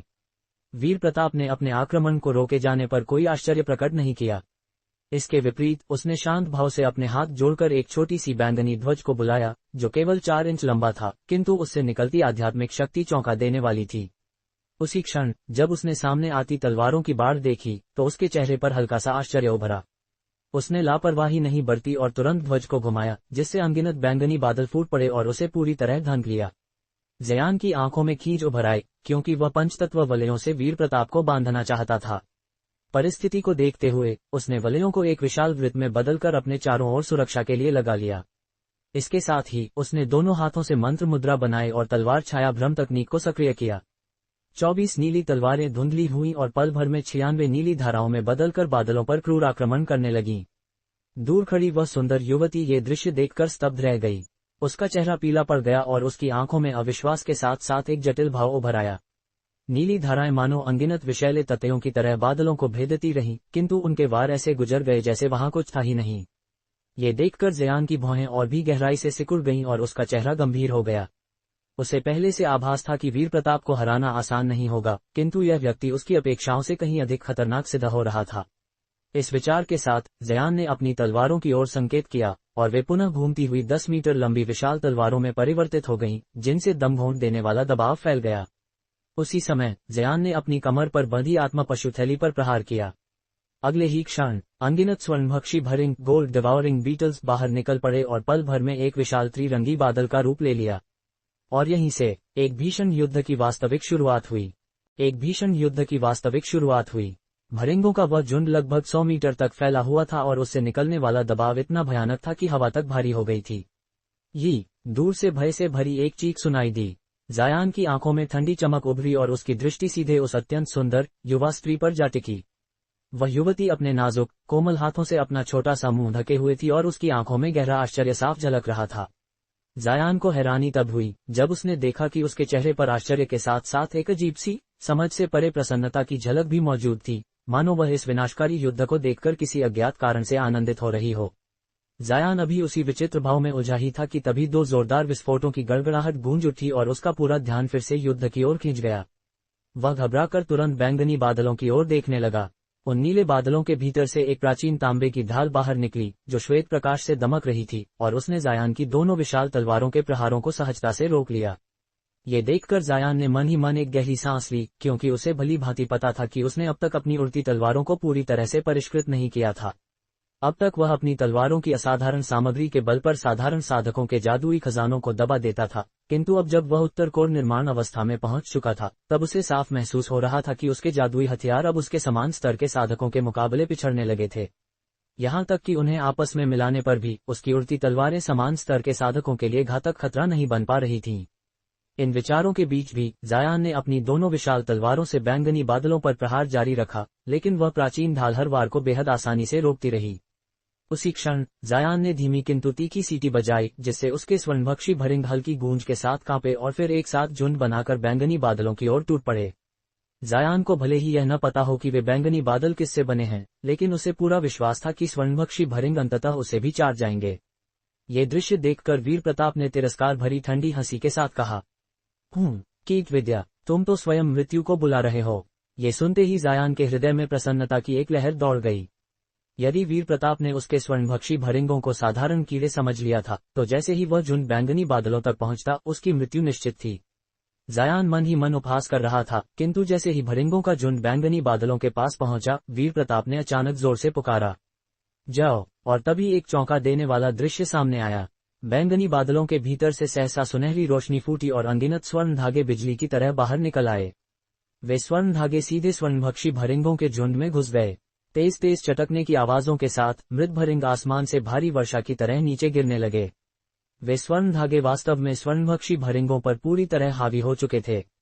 जो भरिंग सामान्य जादुई हथियारों के प्रहारों के प्रति अत्यंत प्रतिरोधी थे, वे इन स्वर्ण धागों के सामने बिल्कुल असहाय सिद्ध हुए। ये दृश्य देखकर जायान का हृदय भय और क्रोध से भर उठा।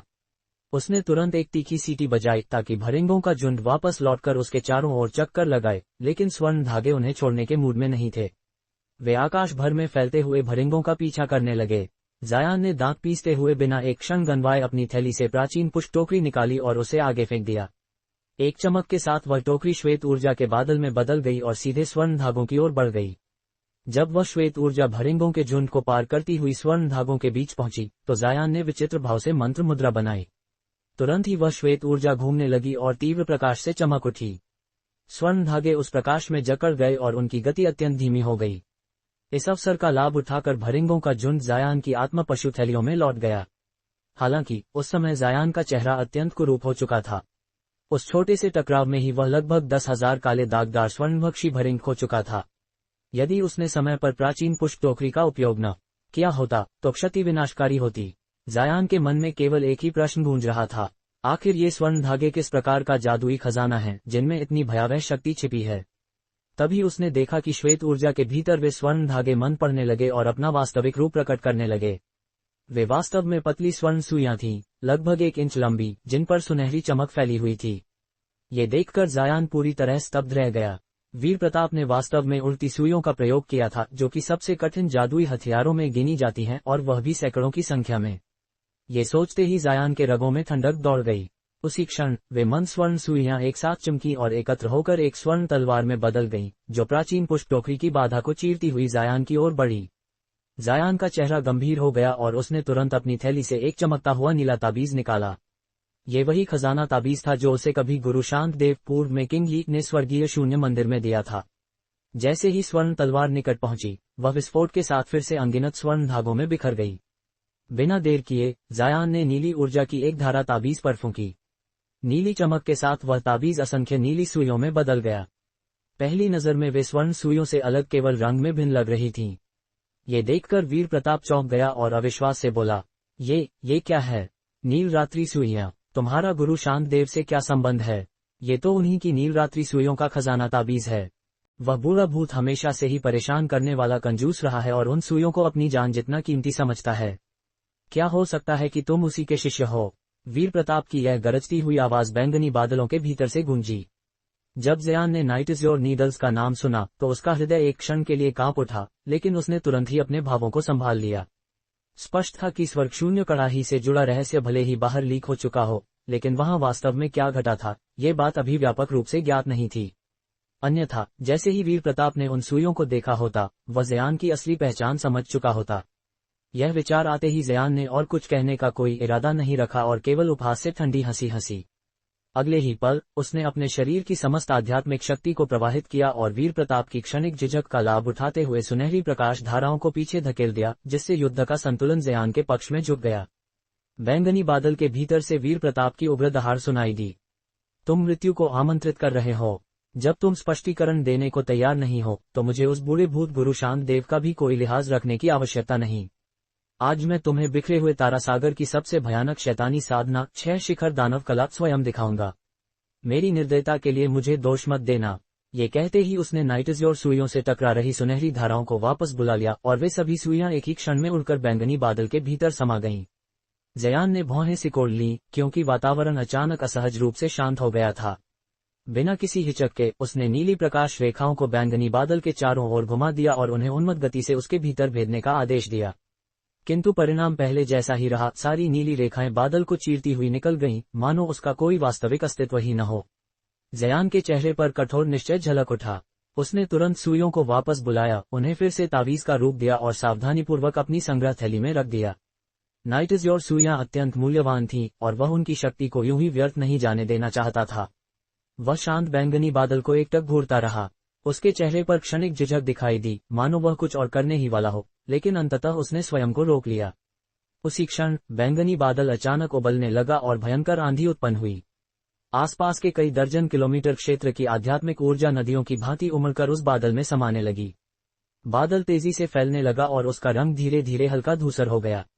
इसके साथ ही बादल के भीतर से विचित्र ध्वनियां गूंजने लगी, पहले मध्यम, फिर पलक झपकते ही गगनभेदी, जो सुनने वालों के हृदय को हिला देने वाली थीं।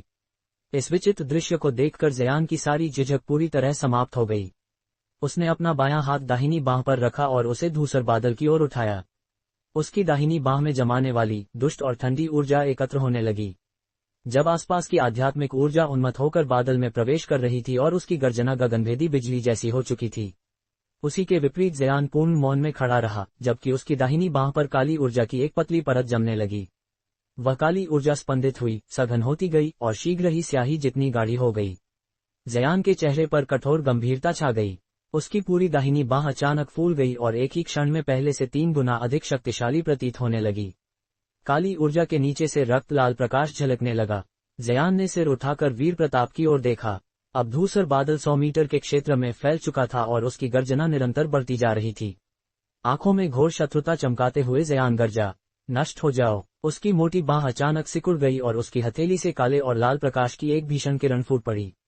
10 मीटर लंबी वह किरण पलक झपकते ही बादल तक पहुंच गई और अपने पीछे प्रकाश की एक लंबी लकीर छोड़ गई। इस प्रहार की भयानकता को भांपते हुए वीर प्रताप ने तुरंत अपनी प्राचीन तांबे की ढाल को विशाल तलवारों से छुड़ाकर बादल के सामने ला खड़ा किया। किंतु वह किरण एक क्षण भी नहीं रुकी। वह ढाल को ऐसे चीरती हुई निकल गई, मानो वह अस्तित्वहीन हो। ढाल बिना किसी आवाज के धूल में बदल गई। एक दबी हुई कराह सुनाई दी। किरण बादल को चीरती हुई निकल गई और उसके भीतर एक गहरी काली दरार बन गई। पूरा बादल साफ तौर पर 2 हिस्सों में विभाजित हो गया और धीरे धीरे बिखरने लगा। कुछ दूरी तक आगे बढ़ने के बाद वह प्रकाश किरण भी तारों जैसी चिंगारियों में बिखर गई। उसी क्षण एक बादल के भीतर से वीर प्रताप की उन्मत्त दहाड़ गूंजी। तुमने मेरी बांह काट दी, मैं तुम्हारी जान लेकर ही इसका मूल्य चुकवाऊंगा। उसके शब्द समाप्त होते ही दूसरा बादल छट गया और हवा में एक कटी हुई बांह तैरती दिखाई दी। उस पर बचे वस्त्रों से स्पष्ट था वह वीर प्रताप की बाईं बांह थी। ये दृश्य देखकर जयान की आंखें सिकुड़ गईं और उसके मन में एक पौराणिक शैतानी तकनीक का नाम कौंध गया। विनाशकारी प्रत्यारोपण, कैटेक्लिज्मिक ग्राफ्ट। ये तकनीक पहले से परिष्कृत किसी अंग को बलि के रूप में उपयोग कर घातक आघात को अपने शरीर से हटाने की अनुमति देती थी। केवल एक विचार से साधक अपने ही अंग को गंभीर क्षति के स्थान पर भेज सकता था। विशेष रूप से यह श्राप और विधर्मी तकनीकों के विरुद्ध अत्यंत प्रभावी मानी जाती थी। कहा जाता था कि ये दानवीय गुप्त कला केवल नेसेंट सोल स्तर के साधक ही कर सकते हैं। वीर प्रताप द्वारा इसका पूर्ण उपयोग करना जयान की कल्पना से भी परे था। जहां तक उस भयानक प्रहार की बात थी जिसे जयान ने अभी उपयोग किया था, वह गहन यिंग ग्रंथ की एक गुप्त तकनीक थी। यिन दानव वध, ये रक्त आत्मा भेदी की भांति ही कार्य करती थी। अपनी मूल सार ऊर्जा को संपीडित कर उसमें अपार अजेय शक्ति भरना, जिसे केवल एक ही बार उपयोग किया जा सकता था। साधक की साधना यह निर्धारित करती थी कि वह ऊर्जा को कितनी गहराई तक संपीडित कर सकता है और उसे संचित करने में कितना समय लगेगा। किंवदंतियों के अनुसार यदि इसे चरम स्तर तक संपीडित किया जाए तो यह आकाश को भी चीर सकती है और अपने पीछे केवल शून्य छोड़ जाती है। निस्संदेह ऐसा आक्रमण तैयार करना किसी के लिए भी अत्यधिक समय और प्रयास मांगता था। स्वयं जयान भी इसे केवल सीमित स्तर तक ही संपीडित कर पाया था, और वह भी भारी परिश्रम के बाद। पहले के 2 आक्रमण निष्फल रहने के बाद जयान समझ चुका था कि वह बादल स्थान परिवर्तन जैसी अद्भुत क्षमता रखता है। इसी कारण उसने अंततः यिन दानव वध का सहारा लिया। भले ही वह आकाश को चीर न सका हो, लेकिन उसने वीर प्रताप की छल कला को पुनर्तः भेद दिया था। हालांकि वीर प्रताप ने उस विनाशकारी कैटाक्लिस्मिक ग्राफ्ट के सहारे आपदा से स्वयं को बचा लिया था, लेकिन उसकी मूल क्यूई को गहरी क्षति पहुंची थी और उसके कटे हुए हाथ से उठती रक्त की तीव्र गंध साफ बता रही थी कि उसकी स्थिति बिल्कुल भी अच्छी नहीं थी। जयान ने मन ही मन एक ठंडी हंसी हंसी, तभी उसे एक सरसराहट की आवाज सुनाई दी और वह धूसर बादल अचानक फैलते हुए उसके भीतर से सुनहरी प्रकाश धारा छोड़ने लगा, जो वीर प्रताप की भुजा की ओर बढ़ी और उसे पूरी तरह से ढक लिया। ये दृश्य देखकर जयान चौंक गया और उसके चेहरे पर अजीब सी अभिव्यक्ति उभर आई। वह अभी सोच ही रहा था कि वीर प्रताप क्या कर रहा है, तभी उस धूसर बादल के भीतर से एक ठंडी और अप्राकृतिक सीटी जैसी गर्जना गूंज उठी। अगले ही क्षण वह बादल छट गया और वीर प्रताप का शरीर पूरी तरह प्रकट हो गया। जायान की आंखों में ठंडक उतर आई जब उसने उसे ध्यान से देखा। वीर प्रताप भी उतनी ही घृणा और द्वेष से जायान को घूर रहा था। उसके दोनों ओर 6 विशाल दुष्ट आकृतियां खड़ी थीं, उनके सिरों पर सींग थे, मुंह से नुकीले दांत बाहर निकले हुए थे और पूरे शरीर पर शल्क फैले हुए थे। उनके चारों ओर लिपटी हुई राक्षसी क्यूई ने ऐसा आभास दिया मानो सचमुच नरक के दानव इस संसार में उतर आए हों। जायान ने भारी स्वर में बुदबुदाते हुए कहा, 6 शीर्ष दानव। वीर प्रताप ने ठंडी हंसी हंसी अपने कटे हुए हाथ की ओर एक नजर डाली और फिर घातक दृष्टि से जायान को देखते हुए बोला, अब तुम्हें शतमार्ग महाराक्षस की भयावहता का वास्तविक अर्थ समझ में आएगा। ये भले ही उसकी केवल प्रतिच्छवियां हों, लेकिन एक कोर फॉर्मेशन साधक को समाप्त करने के लिए ये पर्याप्त से भी अधिक हैं। अपनी वर्तमान गहन साधना प्राप्त करने के बाद वीर प्रताप को कभी इतनी गंभीर चोट नहीं लगी थी, और जायान के असाधारण रूप से शक्तिशाली जादुई खजानों ने उसके भीतर हत्या की तीव्र इच्छा को और भड़का दिया था। अचानक वीर प्रताप ने अपने कटे हुए हाथ की ओर इशारा किया। उसके पीछे खड़ी दोहरे सींग वाली एक पतली आकृति ने मुंह खोला और एक हल्की लाल धुंध उगल दी। वह धुंध क्षण भर में भुजा के ठूंठ को ढक गई, और जैसे ही वह छंटी, वहां एक पूरी तरह से पुनर्स्थापित हाथ मौजूद था। वीर प्रताप ने उंगलियां हिलाईं और हाथ को 2 बार घुमाया, मानो वह कभी घायल हुआ ही न हो। ये देखकर जायान के चेहरे पर गहरी हैरानी उभर आई। जायान की प्रतिक्रिया देखकर वीर प्रताप के होठों पर व्यंग्यात्मक मुस्कान आ गई। उसने दोनों हथेलियां आपस में टकराईं और उसके पीछे खड़ी दानवी आकृतियां कुछ और ऊंची हो गईं।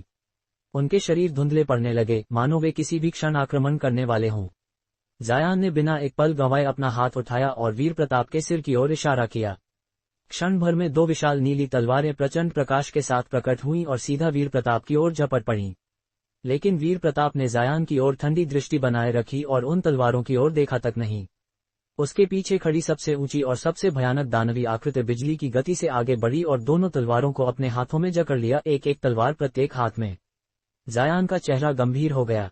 उसने मंत्र मुद्रा बनाई और तलवारों से तीव्र नीला प्रकाश फूट पड़ा। वे पूरी शक्ति से छटपटाने लगी, लेकिन दानव की आंखों में लाल चमक उभरी और उसकी पकड़ और कस गई। उसने मुंह खोलकर धूसर दैत्य अग्नि उगली और तलवारों को भूनने लगा। हा, शक्ति शीर्ष दानव ने तुम्हारे जादुई खजानों को पकड़ लिया है। क्या तुम्हें सच में लगता है कि वे बच पाएंगे? वीर प्रताप जोर जोर से हंस पड़ा। उसने तुरंत जायान की ओर इशारा किया और उसके बाकी 5 दानव धुंधले होकर गायब हो गए। अगले ही क्षण वे जायान की रक्षा दीवार के ठीक बाहर प्रकट हो गए। वीर प्रताप को पूरा विश्वास था कि उसकी विजय अब निश्चित है। 6 शीर्ष दानव कला वास्तव में बिखरे हुए तारा समुद्र की सर्वोच्च राक्षसी कला कहलाने योग्य थी। 6 दानव एक साथ मिल जाएं तो प्रारंभिक नेसेंट सोल साधक भी मुश्किल में पड़ जाए। लेकिन उसी क्षण जायान की आंखों में ठंडा प्रकाश चमका। उसने दोनों हाथ उठाए और घने स्वर्णिम बिजली प्रहार फूट पड़े, जो निकटतम दानवों पर गिरे। 2 जोरदार गर्जनाओं के साथ वे दानव कांप उठे, उनके चेहरे पीड़ा से विकृत हो गए और वे धूसर प्रकाश की लहर में विलीन हो गए। क्या? वीर प्रताप स्तब्ध रह गया, मानो उसने कोई भ्रम देख लिया हो। जायान ने दोबारा प्रहार किया और अगले ही पल 2 और दानव पूरी तरह नष्ट हो गए। अब वीर प्रताप को अपनी गलती का एहसास हो चुका था। पछतावे से भरे स्वर में उसने चिल्लाते हुए एक चांदी की रोशनी का गोला उगला और अपने अंतिम दानव को भागने का आदेश दिया। लेकिन तभी उसके ऊपर एक और बिजली की गर्जना हुई। वीर प्रताप का चेहरा पीला पड़ गया। उसने ऊपर देखा, शक्ति शीर्ष दानव राख बन चुका था और जायान की दोनों विशाल तलवारें स्वर्णिम बिजली से घिरी हुई सीधा उसकी ओर बढ़ रही थीं। वीर प्रताप लाल प्रकाश में छलांग लगाकर 100 मीटर दूर प्रकट हुआ। उसके पैरों पर गहरी लाल ज्वालाएं जल रही थीं, जिनके भीतर नीली चमक तैर रही थी।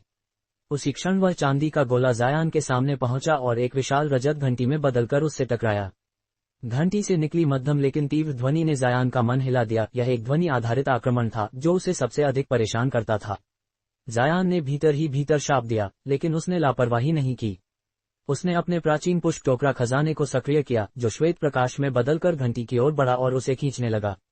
स्वाभाविक रूप से वह रजत घंटी इतनी आसानी से आत्मसमर्पण करने वाली नहीं थी। चांदी जैसी चमक से वह विशाल रजत घंटी तीव्र प्रकाश बिखेर रही थी और लगातार गूंज रही थी, परंतु उसके चारों ओर सफेद की कई परतें लिपटी होने के कारण उसके आघात काफी हद तक मंद पड़ चुके थे। हालांकि जायान को उन ध्वनि आधारित हमलों से भीतर तक असहजता महसूस हो रही थी, फिर भी वह किसी तरह स्वयं को संभाले खड़ा रहा। इसी क्षण जायान ने अपने ऊपर टकरा रहे 2 प्राचीन खजानों की ओर ध्यान देना छोड़ दिया और सामने खड़े व्यक्ति की ओर अपनी दृष्टि स्थिर कर दी। वीर प्रताप की आंखें फैल गईं और वह लगभग दहाड़ता हुआ बोला, दैवी दैत्य नाशक बिजली, तुम्हारे पास स्वर्ण बिजली बांस से निर्मित जादुई खजाना है। वीर प्रताप अच्छी तरह जानता था कि दुष्ट और दैत्य मार्ग की साधनाओं को कुचलने में विशेषज्ञ वह केवल एक ही बिजली थी, किंवदंती में वर्णित दैवी दैत्य नाशक बिजली। उसके अतिरिक्त कोई और बिजली इतनी स्वर्ग विरोधी शक्ति नहीं रखती थी कि वह उसके 6 शिखर दैत्य अवतारों को पल भर में नष्ट कर दे।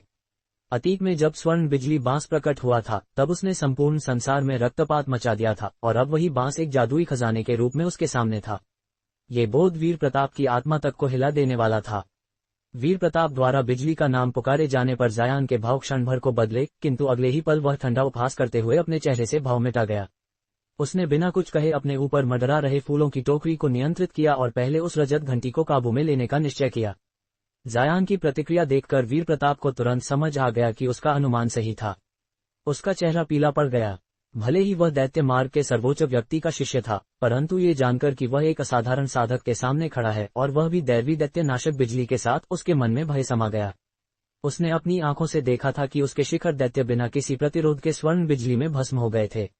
अब उसे पूर्ण विश्वास हो गया था कि उस बिजली के बारे में फैली सभी किंवदंतियां सत्य थीं। जब तक जायान के पास ये बिजली थी, उसकी अधिकांश दैत्य मार्ग की तकनीकें पूर्णतः निष्प्रभावी थीं। वीर प्रताप ने गहरी सांस ली और भावहीन खड़े जायान को देखा। उसके मन में एक भयावह अनुभूति जन्म लेने लगी। जायान उसका प्राकृतिक शत्रु बनने वाला था। न केवल उसकी साधना और खजाने उसके समान थे, बल्कि वह बिजली उसकी समूची शक्ति को जकड़ सकती थी। ये स्थिति असहनीय थी। वीर प्रताप की आंखों में निश्चय की कठोरता उतर आई। उसने दांत भींचते हुए कहा, चाहे मुझे कितनी ही भारी कीमत क्यों न चुकानी पड़े, तुम इस द्वीप से जीवित नहीं जाओगे। जब तक स्वर्ण बिजली बांस का खजाना मेरे हाथ में नहीं होगा, तब तक मुझे चैन नहीं मिलेगा। उसी समय दूर खड़ी वह अत्यंत सुंदर युवती इस पूरे युद्ध को देख स्तब्ध रह गई थी।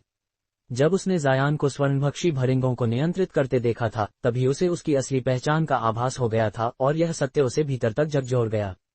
कुछ ही दशकों में प्रारंभिक कोर गठन से लेकर उत्तर कोर गठन तक पहुंचना यह विश्वास से परे था। परंतु जब उसे स्मरण आया कि स्वर्ग शून्य कड़ाही जायान के पास थी, तो उसका मन कुछ शांत हुआ। इससे पहले उसे विश्वास नहीं था कि जायान ये युद्ध जीत पाएगा। वह सोचती थी कि वह अधिकतम कुछ समय ही टिक सकेगा, किंतु अब स्पष्ट था कि बढ़त जायान के पास थी। विशेषकर उसकी स्वर्ण बिजली, वह तो उसे शब्दहीन कर देने वाली थी। जब उसने उस बिजली को वीर प्रताप के दैत्य अवतारों को नष्ट करते देखा, तो उसकी कोर तक कांप उठी। दैवी दैत्य नाशक बिजली। वीर प्रताप से भी पहले उसने उस बिजली को पहचान लिया था। वही तो थी जिसने कभी जायान को 1000 वर्षीय स्वर्गीय बिजली बांस दिया था। परंतु अब वह बांस 10,000 वर्षीय स्वर्ण बिजली बांस बन चुका था। वह केवल अनुमान ही लगा सकती थी कि जायान ने अपनी यात्राओं में और भी स्वर्गीय बिजली बांस प्राप्त किए होंगे। यह अनुपम सौंदर्य वाली स्त्री कोई और नहीं, बल्कि ज़ियारा लिन थी, जिसने आखिरी बार जायान को स्वर्ग शून्य प्रांगण में देखा था। उसका रूप अब पहले से काफी बदल चुका था और प्रतीत होता था कि वह अनिच्छा से वीर प्रताप के साथ यात्रा कर रही थी। उसकी वर्तमान स्थिति के पीछे निश्चय ही कोई गहरी कहानी छिपी हुई थी। इस समय ज़ियारा लिन दांत भींचे दूर दृश्य को देख रही थी और उसे आभास हो रहा था कि यह युद्ध अब फिर से भड़कने वाला है। जैसे ही रजत घंटी जायान की फूलों की टोकरी द्वारा खींची जाने वाली थी, वीर प्रताप के भाव अचानक बदले। उसके माथे पर स्वर्ण आभा तीव्र हो उठी और शीघ्र ही वह निंग होकर एक छोटा सुंदर स्वर्ण सींग बन गई। वह सींग सुनहरी चमक से दमक रहा था और उस पर गूढ़ तावीज अक्षर उकेरे हुए थे। आश्चर्यजनक रूप से उसमें रत्ती भर भी दैत्य की नहीं थी, बल्कि वह अत्यंत शुद्ध आध्यात्मिक ऊर्जा से भरा हुआ था। उस सींग को देखकर जायान की आंखें सिकुड़ गईं और उसका हृदय कांप उठा। उसने तुरंत अपनी दूर स्थित 2 नीली तलवारों की ओर संकेत किया और उनकी तलवार कला को भंग कर दिया। एक विशाल तलवार 24 तलवारों में विभाजित हो गई, जबकि दूसरी प्रकाश में विलीन हो गई। इसके बाद जायान ने तलवार छाया प्रेत तकनीक का प्रयोग किया और 3 समान प्रकाश प्रतिरूप बनाए, जो घूमते हुए उसके चारों ओर एक रक्षात्मक घेरा बनाने लगे। वीर प्रताप ने जायान की इन तैयारियों की कोई परवाह नहीं की और शांत स्वर में कहा, अच्छा, बहुत अच्छा। मुझे उम्मीद नहीं थी कि तुम मुझे इस सीमा तक धकेल दोगे। मैं सोचता था कि उन बूढ़े नासेंट आत्मा दैत्यों के सिवा मेरा कोई समकक्ष नहीं, पर लगता है मैं अहंकारी और संकीर्ण था। वह हल्की मुस्कान के साथ आगे बोला, तुमसे यहाँ मिलना मेरे लिए सौभाग्य ही है। अन्यथा जब तुम नासेंट आत्मा स्तर में प्रवेश कर लेते, तब तुम्हें मारना कहीं अधिक कठिन हो जाता। स्वर्ण सींग प्रकट होते ही उसका आत्मविश्वास पूर्ण हो चुका था और उसके चेहरे से पहले की घबराहट पूरी तरह गायब हो चुकी थी। जायान ने बिना कोई भाव दिखाए अपनी दिव्य चेतना से वीर प्रताप का निरीक्षण किया, पर उस अजीब सींग के अतिरिक्त उसे कोई विशेष परिवर्तन नहीं दिखा। उसके मन में संदेह की एक रेखा उभरी और वह और भी सतर्क हो गया। और उसी क्षण वीर प्रताप ने अपनी बाहें फैलाईं। उसकी आस्तीनों से एक एक कर 8 स्वर्ण ज्वालाएं निकल पड़ीं। वे मुट्ठी भर आकार की थीं और उसके चारों ओर घूमने लगी, मानो किसी प्राचीन अनुष्ठान की तैयारी हो। जायान का हृदय भारी हो गया। वह जानता था, भले ही उसके पास असंख्य शक्तिशाली खजाने हों, पर वीर प्रताप शायद उन विरले लोगों में से एक था जिनके खजाने उससे कम नहीं थे। आखिरकार वह स्टारफॉल गठबंधन का युवा स्वामी और दैत्य मार्ग के सर्वोच्च अस्तित्व का शिष्य था। यदि केवल खजानों से युद्ध नहीं जीता जा सकता तो उसे अब ऐसा उपाय खोजना होगा जो या तो उसके शत्रु को जकड़ दे या पुनर्तः नष्ट कर दे। और उसी समय वीर प्रताप भी बिल्कुल यही सोच रहा था। जायान की भयावह तकनीकों का सामना करते हुए उसके मन में भी अनजाना भय पनप चुका था। इसी कारण जायान ने आगे किसी भी जादुई खजाने का प्रयोग करना छोड़ दिया और अपने अंतिम दांव के रूप में उन 8 स्वर्ण ज्वालाओं को सक्रिय करने का निश्चय कर लिया। अगले ही क्षण वे स्वर्ण ज्वालाएं अचानक विलीन हो गईं और उनके स्थान पर 8 प्राचीन दर्पण प्रकट हो गए, जो हथेली के आकार के, अष्टकोणीय थे और शुद्ध स्वर्ण से बने प्रतीत होते थे। उनकी सतह जल की तरह चिकनी थी और उस पर स्वर्णिम प्रकाश चमक रहा था, जबकि उनके पिछले हिस्से पूरी तरह झुर्रीदार और असमान थे, जिससे वे देखने में कुछ भद्दे लग रहे थे। जब जायान ने उन दर्पणों को देखा तो उसकी आंखों में एक अजीब सी चमक उभरी। उसे हल्का सा आभास हुआ कि उसने कभी इन प्राचीन दर्पणों के बारे में सुना था, किंतु वह उनका नाम तुरंत स्मरण नहीं कर पाया। उसी समय वीर प्रताप के पीछे खड़ी सुंदर युवती अचानक सदमे में चीख पड़ी। 8 द्वारों के स्वर्ण दर्पण! जायान चौंक गया और तुरंत उसकी ओर देखा। वह युवती भय से उन स्वर्ण दर्पणों को घूर रही थी और उसने अनायास ही अपना मुंह हाथ से ढक लिया था। 8 द्वारों के स्वर्ण दर्पण! जायान ने मन ही मन नाम दोहराया। कुछ सोचने के बाद उसे लगा कि यह नाम उसे परिचित सा लग रहा है, किंतु जैसे ही उसे उनके वास्तविक मूल का स्मरण हुआ, उसका हृदय धक से रह गया और उसे सांस लेना तक कठिन लगने लगा। वीर प्रताप ने ज़ियारा लिन की ओर गहरी दृष्टि डाली, फिर अपना ध्यान वापस जायान पर केंद्रित करते हुए ठंडी आवाज में कहा, जब मेरी संगिनी ने इन दर्पणों का नाम पुकार ही लिया है तो निश्चय ही तुम भी जानते हो कि ये कितने क्रूर हैं। अब तुम बिना किसी पछतावे के मर सकते हो। उसके माथे पर उभरा स्वर्ण सींग तीव्र प्रकाश से चमक उठा और उसी क्षण उससे एक पतली स्वर्ण किरण निकलकर पास के एक दर्पण पर जा टकराए। वह किरण फिर एक एक कर शेष दर्पणों से परावर्तित होती चली गई और प्रत्येक परावर्तन के साथ उसका आकार बढ़ता गया।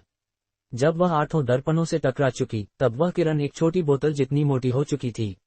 दैवी स्वर्ण ज्वालाएं! जब जायान ने देखा कि वह प्रकाश किरण हर परावर्तन के साथ और अधिक शक्तिशाली होती जा रही है तो उसने भौहें सिकोड़ ली और वीर प्रताप की हर एक गतिविधि पर पैनी नजर रखी।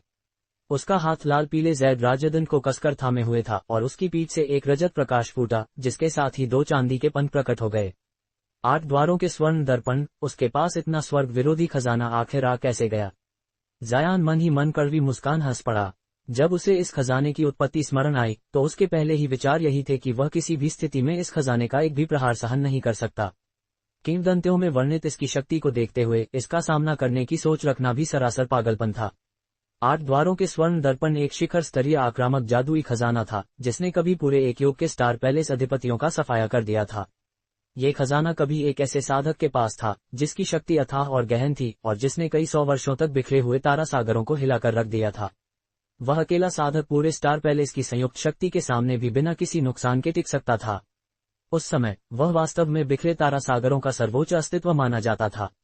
निस्संदेह स्वर्गीय दर्पणों का घुमंतु कहलाने वाले उस साधक की प्रसिद्धि का मुख्य कारण उसकी अतुलनीय साधना थी, किंतु उसके जादुई खजाने 8 द्वारों के स्वर्ण दर्पण भी उस युग में सर्वश्रेष्ठ आक्रामक खजाने के रूप में जाने जाते थे। कहा जाता था कि उन दर्पणों के हाथों अनगिनत साधक मारे गए थे, जिनमें कम से कम 6 नासेंट आत्मा स्तर के साधक भी शामिल थे, जो इस खजाने की भयावहता को स्पष्ट करता था। बेशक वीर प्रताप के पास मौजूद दर्पण केवल उनकी प्रतिकृतियां थीं। उसकी वर्तमान साधना के स्तर पर उस पौराणिक खजाने को नियंत्रित करना उसके लिए असंभव था। यदि उसने वास्तव में उस असली खजाने को अपने शरीर में धारण करने का प्रयास किया होता तो स्वयं वीर प्रताप को भी डर था कि उसका शरीर उसकी अपार शक्ति से फट जाएगा। इसी प्रकार यदि जायान को वास्तव में यह विश्वास हो जाता कि ये असली दर्पण हैं, तो वह बिना किसी झिझक के तुरंत वहां से भाग जाता और लड़ने का विचार भी न करता। हालांकि ऐसा नहीं था, फिर भी जायान का उन दर्पणों के किसी भी हमले को सीधे झेलने का कोई इरादा नहीं था। उनकी मूल प्रतिष्ठा ही इतनी भयावह थी कि उसका सामना करना असंभव प्रतीत होता था। इसी कारण जायान पहले ही तूफानी बिजली पंखों को सक्रिय करने के लिए तैयार था, ताकि आवश्यकता पड़ने पर वह उनके आघात से बच सके। उन पंखों की क्षमता पर पूर्ण विश्वास होने के कारण उसके हृदय में बेचैनी होते हुए भी वह घबराया नहीं। उसी क्षण स्वर्ण प्रकाश अंतिम दर्पण से टकराकर सिर के आकार का एक स्वर्ण प्रकाश गोला बन गया। वह वीर प्रताप के सामने तैरने लगा और लगातार धड़कने लगा, मानो किसी भी क्षण फट पड़ेगा। बिना किसी हिचकिचाहट के वीर प्रताप ने हाथ बढ़ाकर उस प्रकाश गोले को पकड़ लिया। उसने उसे अपनी हथेली में थामा और जायान की ओर देखा। जायान की पीठ पर उगे पंखों को देखकर उसकी आंखों में क्षण भर को अजीब भाव उभरे, किंतु वे तुरंत ही गायब हो गए। उसी समय ज़ियारा लिन ने वीर प्रताप के स्वर्ण सींग और फिर जायान के पंखों की ओर देखा। उसका गला सूख गया और उसके चेहरे पर जटिल भाव उभर आए। आने वाला युद्ध उसकी कल्पना से भी परे था, ये साधारण साधकों की सीमाओं से बहुत आगे निकल चुका था। दोनों पक्ष अपने अंतिम उपाय सामने ला चुके थे और यह स्पष्ट रूप से जीवन मरण का संग्राम था। यहाँ तक कि वातावरण की तीव्रता से सांस लेना भी कठिन हो गया था। वह केवल मौन खड़ी देख सकती थी और मन ही मन ये प्रार्थना कर रही थी कि जिस साधक को वह पसंद करती है वही इस युद्ध में विजयी हो। वीर प्रताप ने पहला आक्रमण किया। उसने स्वर्ण प्रकाश गोले को अपनी छाती के पास लाया और दूसरे हाथ से उस पर प्रहार किया। तुरंत ही वह गोला बिखर गया और अंगूठे के आकार की असंख्य प्रकाश गोलिकाएं बन गईं। जायान की अपेक्षा के विपरीत वे प्रकाश गोलिकाएं सीधे अष्टकोणीय दर्पणों में समा गईं। दर्पण तुरंत कांपने लगे और तीव्र स्वर्ण प्रकाश से चमक उठे, जिसके बाद उनसे 8 घने स्वर्ण प्रकाश स्तंभ निकल पड़े। जिस क्षण वे प्रकाश स्तंभ छोड़े गए उसी क्षण वे अकल्पनीय गति से जायान के सामने पहुंच चुके थे। ये दृश्य देखकर जायान का चेहरा विकृत हो गया। उसकी तलवार छाया की सबसे बाहरी परत स्पर्श करते ही मिट गई। यहाँ तक कि वास्तविक बांस मेघ तलवारें भी नीली चिंगारियां छोड़ते हुए दूर उछल गईं। वे प्रकाश स्तंभों के सामने जरा सा भी प्रतिरोध नहीं कर सकीं। संयुक्त पंचतत्व पट्टियां इंद्रधनुषी प्रकाश के साथ चमकी और कुछ क्षणों के लिए आघात रोकने का प्रयास किया, किंतु अगले ही पल एक करुण चीख के साथ वे बैंगनी प्रकाश में फटकर टुकड़ों में बिखर गईं। जायान को गहरा झटका लगा और उन खजानों के नष्ट होने का तीव्र दर्द महसूस हुआ। भले ही पंचतत्व पट्टियां उच्च स्तरीय साधकों के विरुद्ध बहुत प्रभावी न रही हो, किंतु समान स्तर के साधकों के सामने वे हमेशा भरोसेमंद थीं। उनका नष्ट होना सचमुच दुर्भाग्यपूर्ण था। स्वर्ण प्रकाश अब अंतिम सुरक्षा परत ज़ैडराजदन से निकले लाल पीले प्रकाश की ओर बढ़ रहा था। जायान ने हल्की सी सांस छोड़ी। उसकी पीठ से गरजती हुई गड़गड़ाहट सुनाई दी और पंखों के एक हल्के फड़फड़ाने के साथ वह अचानक ओझल हो गया। 8 प्रकाश स्तंभ अपने लक्ष्य से चूक गए। कुछ ही क्षणों बाद जायान 100 मीटर दूर प्रकट हुआ और गड़गड़ाहट के साथ फिर से गायब हो गया। ये देखकर वीर प्रताप चौंक गया, किंतु अगले ही पल उसके चेहरे पर समझ का भाव उभरा। उसके पैरों में लाल ज्वालाएं भड़क उठीं और वह भी उड़ता हुआ पास के स्थान पर तुरंत पहुंच गया।